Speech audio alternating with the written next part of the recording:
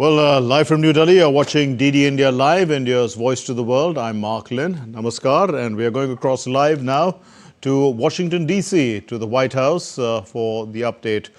President Zelensky meeting the U.S. President Donald Trump.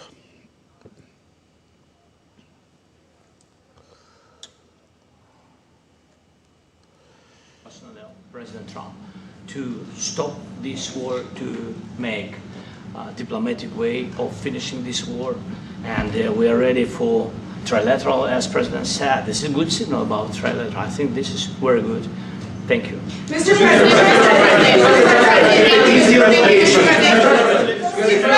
President, yes, if the peace deal will be achieved, are you going to be willing to send American peacekeepers to Ukraine? Well, we're going to work with Ukraine, we're going to work with everybody, and we're going to make sure that if there's peace, the peace is going to stay long-term. This is very long-term. We're not talking about a 2-year peace and then we end up in this mess again. We're going to make sure that everything's good. We'll work with Russia, we're going to work with Ukraine, and we're going to make sure it works. And I think if we can get to peace, it's going to work. I have no doubt about it. Your team has talked about security guarantees. Could that involve U.S. troops? Would you roll that out in the future? We'll let you know that maybe later today. We're meeting with 7 great leaders of great countries also, and we'll be talking about that. They'll all be involved, but there'll be a lot of help. When it comes to security, there's going to be a lot of help. It's going to be good. They are first line of defense because they're there. They're Europe.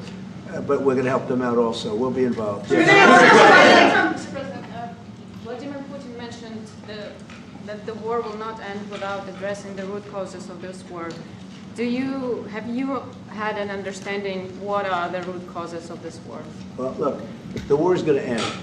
When it ends, I can't tell you, but the war is going to end, and this gentleman wants it to end, and Vladimir Putin wants it to end. I think the whole world is tired of it, and we're going to get it ended. It was, I've done 6 wars. I've ended 6 wars, and I thought this maybe would be the easiest one, and it's not the easiest one. It's a tough one.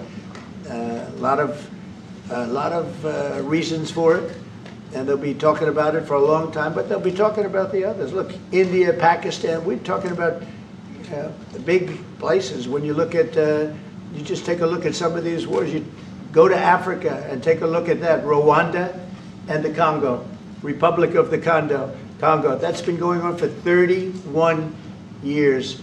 And so we've done a total of 6, and we really have 6, not including the fact that we obliterated, and it turned out to be a total obliteration, the nuclear, as you said, the future nuclear capability of Iran. And this one, I think we're going to get solved also. I feel confident we're going to get it solved. Thank you, Mr. President. Can you tell us about your conversations with European leaders and what they need to see to support an end to the war? Yeah, well, we're going to be meeting with a great representative group and 7 very powerful, very big countries, and great people, all friends of mine and friends of yours. And we're going to have some suggestions made. They want to see peace. They would like to see peace.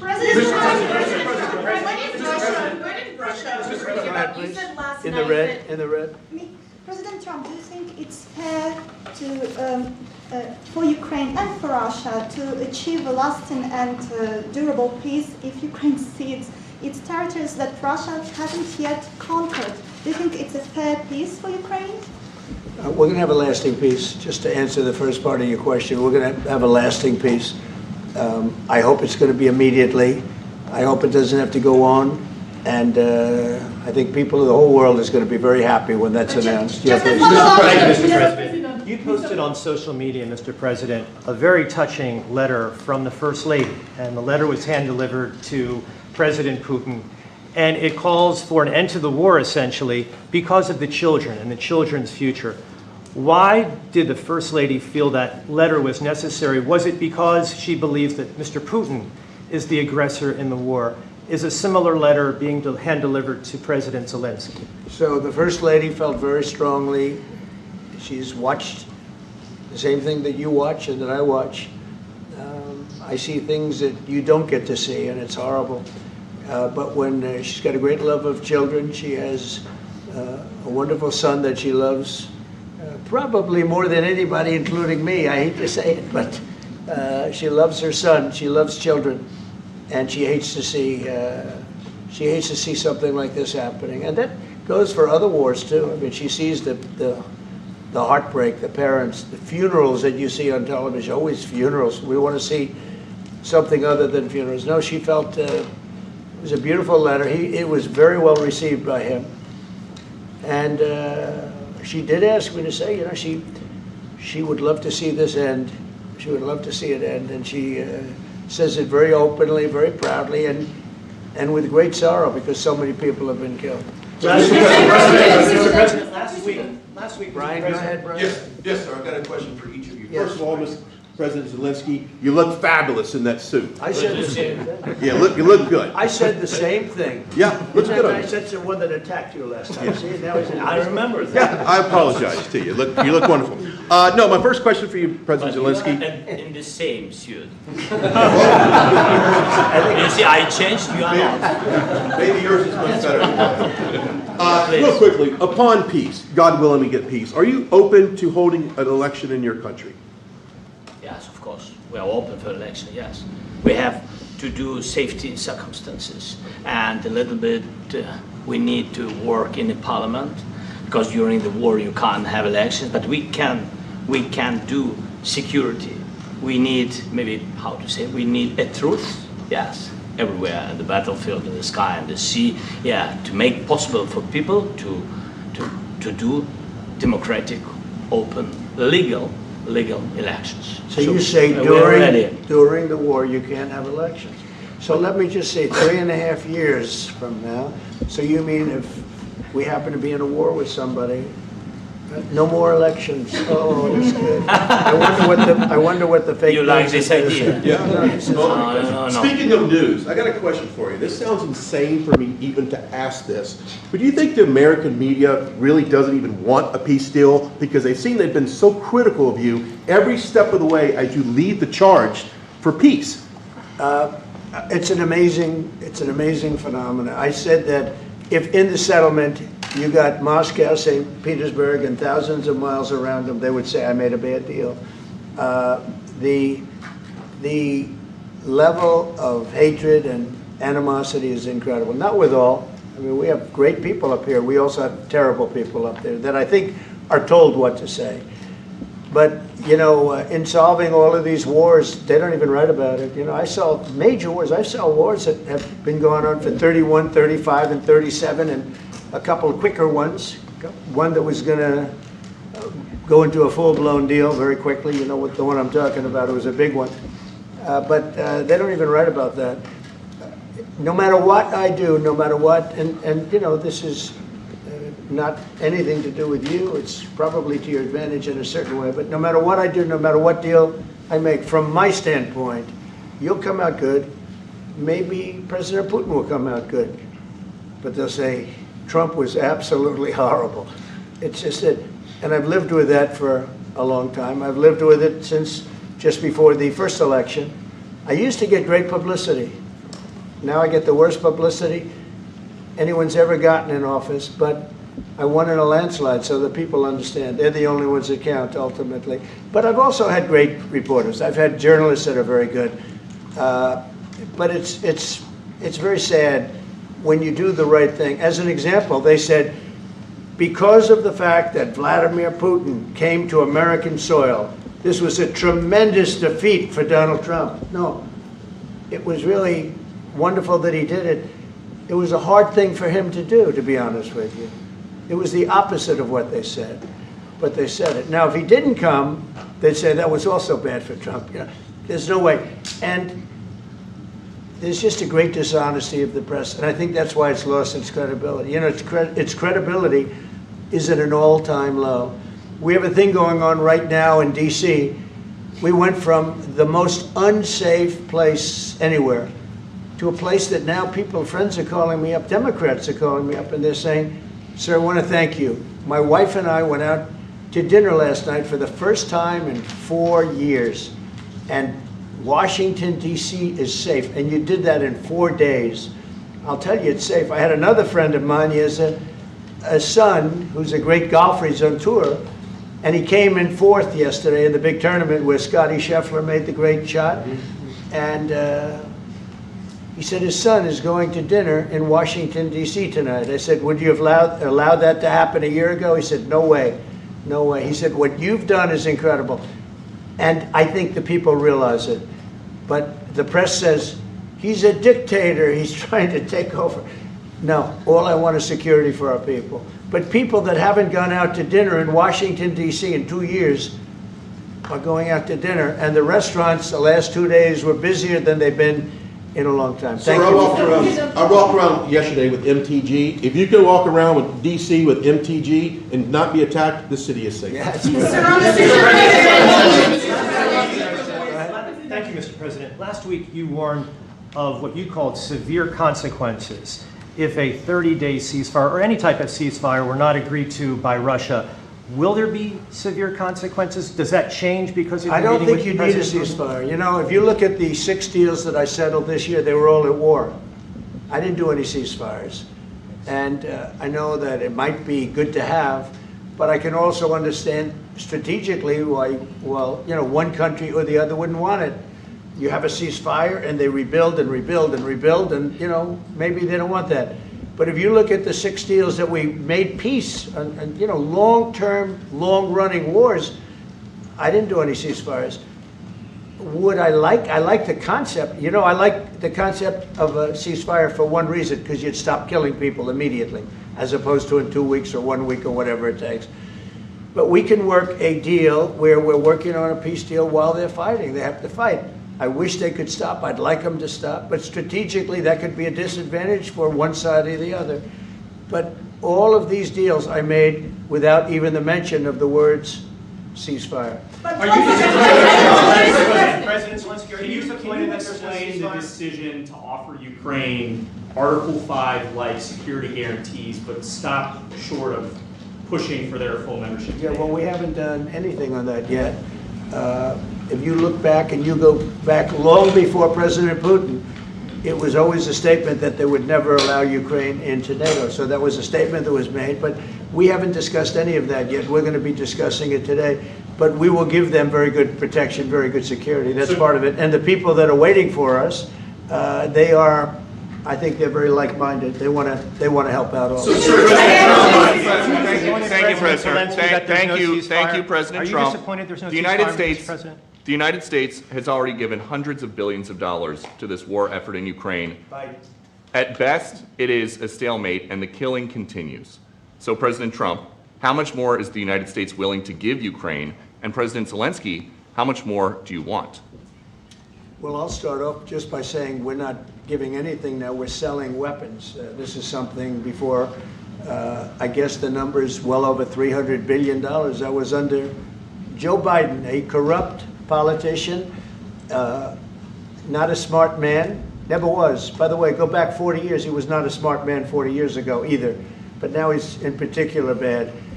This was done by a corrupt administration that shouldn't have been in, and frankly, if the right results of the election were given, if I were president, this war would have never taken place, and he would have been very happy, because he would have liked to have seen. I mean, they went through hell. He went through hell. This war would have never happened, and the people that were killed, a couple of million people, a lot of people with soldiers and everything else, and the people that have been displaced and forced into other areas and other countries because of what's happened, none of that would have happened. And I'm just saying that he was a horrible president, whether it was the borders or this. He was just a horrible, corrupt president. Mr. President, I can. Thank you so much. So first of all, we have possibility now to buy weapon from the United States. We are thankful for this program and this opportunity. We are thankful for Europe. They pay for this, and through NATO program, for example, Pearl and etc. We have some programs where we can have some money to finance this, and this is a part. I think it's not a part for the war and to defend us. It also will be a part for security guarantees, to strengthen our army, to rearm Ukrainian army. This is very, very important. And it depends how much money we need to rearm. For example, the question of air defense, we spoke about it with President Trump, and I'm happy that we have now bilateral decisions and we work on it with production, American production. Nobody in Europe has so many air defense like Patriots, for example. We need it very much, and this is also about defending. I think the good news, we make the best military equipment in the world by far. You mentioned the Patriots. How good are they? Systems. We have systems, they're literally 100% foolproof. And it's really like shooting two bullets, you know, two bullets hitting each other in the air in a space like this. The chance is 100%. It's 99 to 100%. So we sell the equipment to NATO. And NATO does what, I don't know what the arrangement is that you have with, but I know that they want you to have the equipment. And we're getting the best equipment in the world, but they pay us for the equipment. Under Biden, it was just crazy what was going on. I believe the number is over 300. I think it could be $350 billion worth of equipment and money and everything else. And we've made more progress in settling this war in the last 2 months than they made in 4 years. This should have been settled a long time ago, but it should have never happened. Yeah, please. Real quickly, you pushed out on social media. Brian, go first. You pushed out on social media about doing away with mail-in ballots and potentially electronic voting machines. Can you expand on that and how important Well, that is? that's a very off-topic, just really quickly. Mail-in ballots are corrupt. Mail-in ballots, you can never have a real democracy with mail-in ballots. And we, as a Republican Party, are going to do everything possible that we get rid of mail-in ballots. We're going to start with an executive order that's being written right now by the best lawyers in the country to end mail-in ballots because they're corrupt. And you know that we're the only country in the world, I believe, I may be wrong, but just about the only country in the world that uses them because of what's happened. Massive fraud all over the place. The other thing we want change are the machines.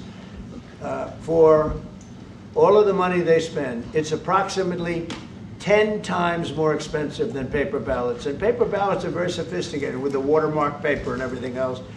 We would get secure elections. We'd get much faster results. The machines, I mean, they say we're going to have the results in 2 weeks. With paper ballots, you have the results that night.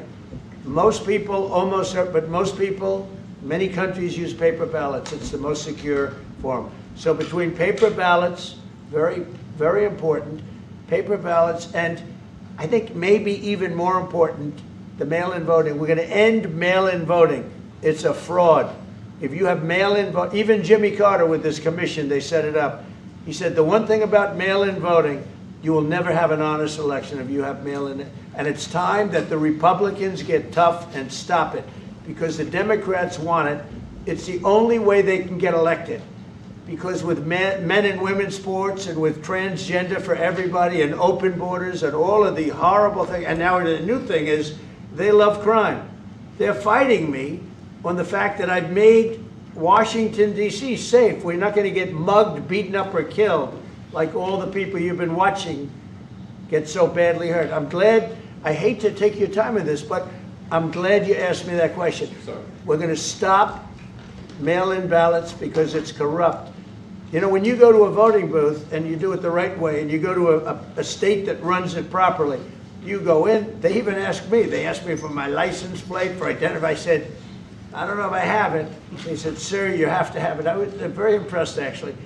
But it's very hard to cheat with mail-in voting. As you know what happens in California, it's so corrupt, where some people get 5, 6, 7 ballots delivered to them. Now, we got to stop mail-in voting, and the Republicans have to lead the charge. The Democrats want it because they have horrible policy. If you have mail-in voting, you're not going to have many Democrats get elected. That's bigger than anything having to do with redistricting, believe me. And the Republicans have to get smart. We're not going to have a country. I said for a long time at rallies, you need borders and you need free and fair elections. Those two things, otherwise you don't have. We have strong borders now. In 90 days, Mr. President, we didn't have 0 in 3 months. Not one person came in illegally into our country. In fact, even I find that hard to believe, but it's run by a little bit of a liberal group that put out the numbers, so I guess it's, but 0, 0, and 0. You go back a year ago, 2 years ago, 3, millions of people poured into our country. It was terrible. Thank you very much. What security guarantees do you need from President Trump to be able to make a deal? Is it American troops, intelligence, equipment? What is it? Everything.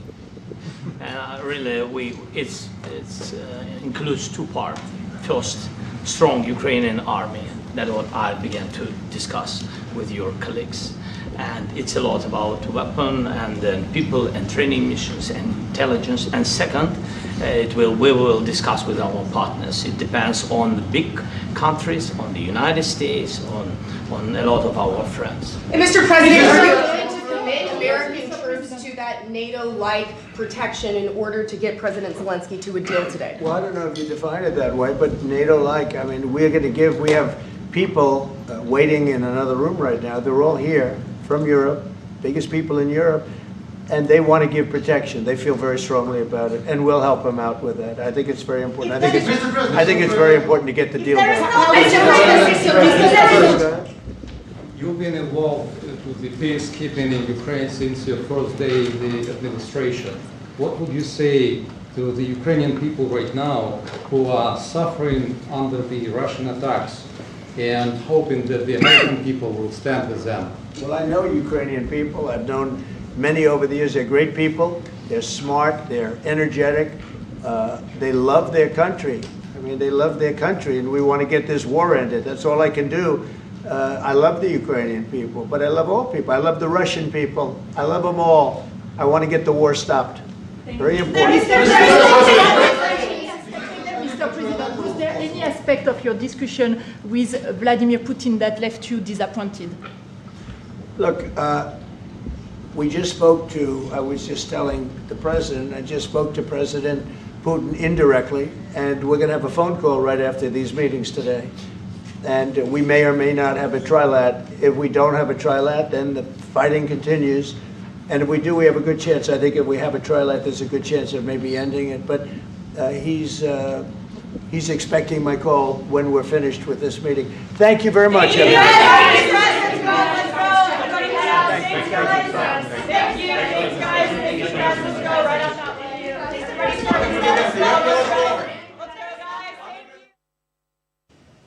Well, that was a live press conference coming in from the White House where the U.S. President Donald Trump and the Ukrainian President Volodymyr Zelensky have just had a meeting. It is a meeting in which no outcomes have really been decided, but we can see that the U.S. President Donald Trump has said that the United States and European countries will be providing the guarantees, the security guarantees that Ukraine needs.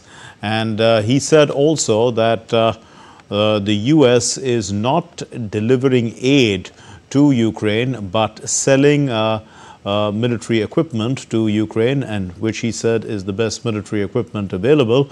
So the Ukrainian president has accepted that a lot of the material that has come in from the United States in the form of military equipment has, like Patriot missiles is what he mentioned initially, have helped Ukraine in its defense against Russian aggression. They also spoke about a letter that was written by the First Lady of the United States, Melania Trump, directly to Russian President Vladimir Putin. It talked about how children have a future and how children are actually have dreams and they should be safe from danger. And that letter apparently had touched the heart of the Russian president. Let's bring in Amritpal Singh as well, who has been following the story. Amrit, what can you gauge from this meeting? Of course, it is the first part. I mean, there is a second part to this meeting, which will happen with the other leaders of Europe. You're right, Mark. This was the first part of the meeting. In fact, this was an opening press conference. Now they go in for a closed meeting, and later they all meet. The European, both President Trump and President Zelensky hold a wider meeting with the European leaders who are already at the White House for the meeting. Now, what one reads off the press conference, from the press conference, is that there is some kind of an understanding that they have reached, the Americans have reached with the Ukrainian president and also with the European leaders about making progress towards seeing that some kind of an agreement is reached where a peace deal is achieved. Now, whether or that is when it's possible, Trump was asked, he said, I don't know when, but we are making efforts towards that. So it's clear that both sides want to end the war, but the devil lies in the detail on whether land swaps will take place, what kind of security guarantees would be in place.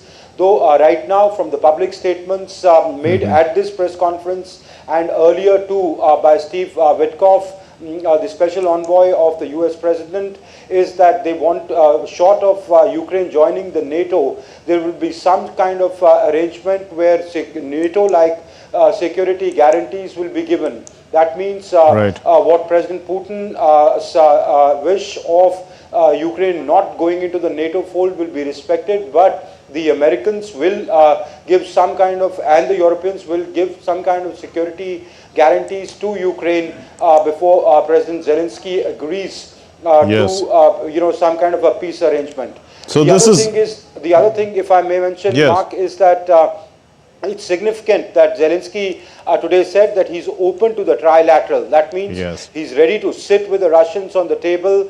Putin had made similar statements saying that he's open to participating in a trilateral. Now it'll be significant that what is achieved today between the Europeans, the Ukrainian president and President Trump about what sort of if a deal has to emerge, what would be the contours of that deal. So that's why this meeting would be significant. Yes, Mark. Indeed, and talking about the trilateral, Amrit, the US president said that he is going to be speaking to President Putin once again on the phone after this. And it would be good if, there would be a three-way conversation that takes place at this stage.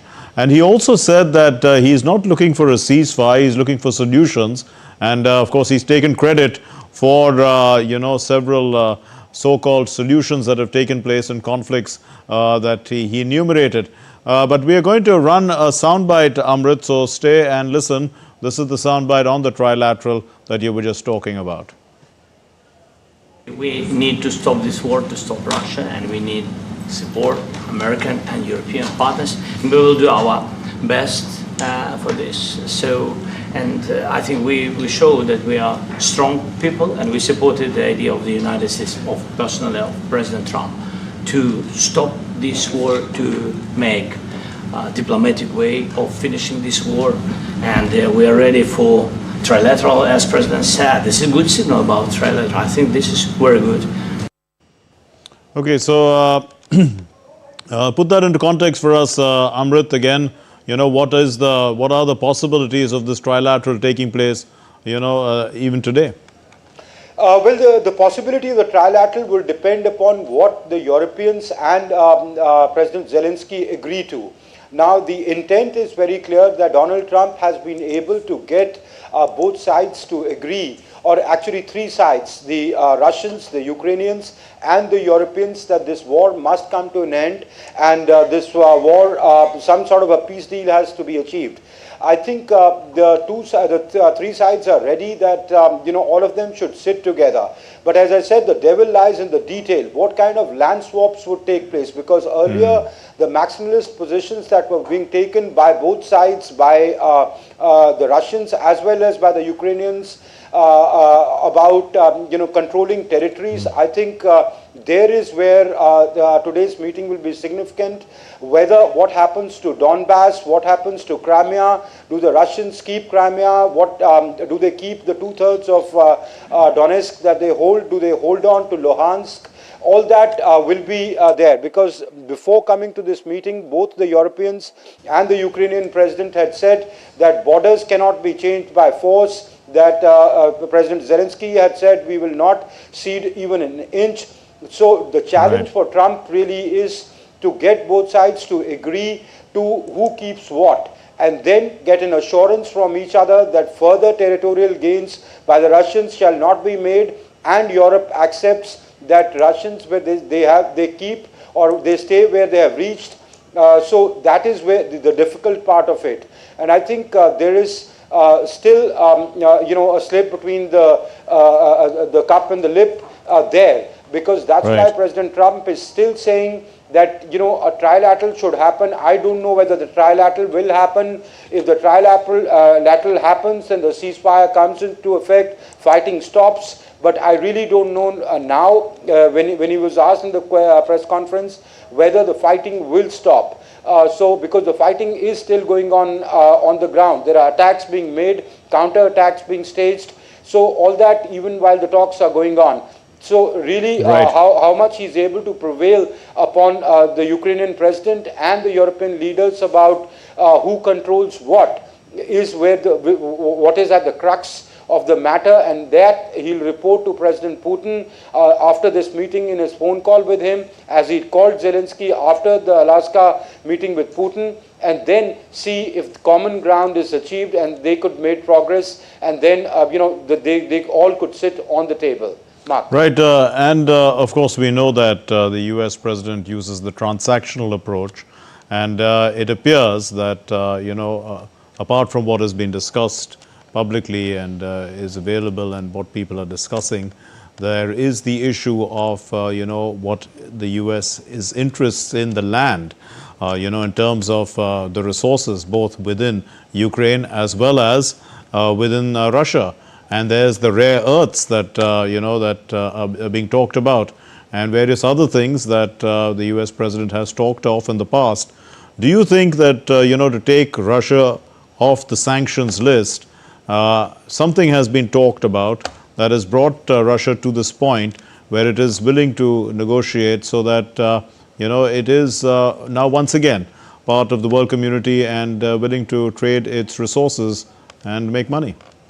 That's right. I mean, that is why President Putin would have agreed to go to the United States, because some kind of indication would have been given to him that the Americans are looking at lifting sanctions on Russia. They would, they'll be looking at trade, because apart from the Ukraine issue, when the Russian president was on American soil in Alaska, they did talk about trade, they did talk about oil and gas, they did talk about, engaging with each other's economies. So I think, and that is why, that is what really raised the heckles of the Europeans, that is Donald Trump trying to barter away their interests on the table for the American interests. And that's why we saw European leaders last minute decide and prevail upon the Americans that they will be a part of the meeting that President Trump will have with President Zelensky, because there reportedly were apprehensions that will the American president be able to arm twist President Zelensky. So that's why we see the whole posse of leaders come down to Washington DC for this meeting. So clearly, some kind of an understanding is there. Now, it depends upon how much he's able to prevail upon the Europeans to protect their interests, because their interests are clearly, as he said, they are the first line of defense. So if any Russian aggression takes place, their security comes at stake. It's not just the Ukrainian security that they are interested in. They want security guarantees for themselves by getting security guarantees for Ukraine. So would that involve troops on the ground? Will that involve whose troops on the ground? Will it be US troops on the ground? Because the US president did not rule out US troops on the ground. Will that mean European troops in Ukraine? So all that remains. So there's a question of sovereignty there, isn't there, Amrit? Because of the security guarantee being provided by, another sovereign power, then one country tends to lose a little bit of its own sovereignty by allowing these things. But, apart from that, there is the question of reconstruction also of Ukraine. There would be investments. I mean, the money does not all Ukraine's. Other countries will be putting in money for that reconstruction, and they want to, protect their investments. Hence, they will be invested in providing security as well. I think, what would you say? I mean, perhaps the European states are interested in that for their own good, because after all, they need to have a peaceful neighborhood. That's right. So, as I was saying that, for Ukraine, the Ukraine's interests are very clear, that they would want to get as much land back, one. Second, get a kind of security guarantee from the Americans and the Europeans about any further territorial aggression or advancement by the Russians. Third, money for their reconstruction. And fourth, as both President Zelensky and President Trump spoke about in today's press conference, some kind of more arms by the West so that they can strengthen their military resources which have been significantly depleted during this war. So this is what the Ukrainian interests are. As I said, the European interests are very clear.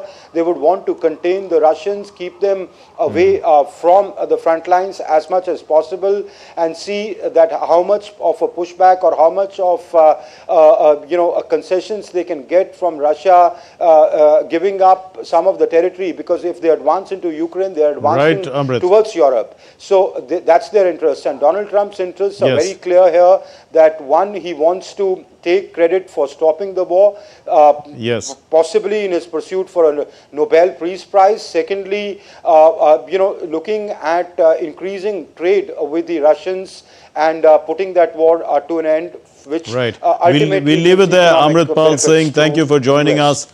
Thank you for joining us with those inputs, and we'll keep coming back to you for more on this story as it develops. And for the moment, we'll conclude DD India Live for the moment. Thanks for watching.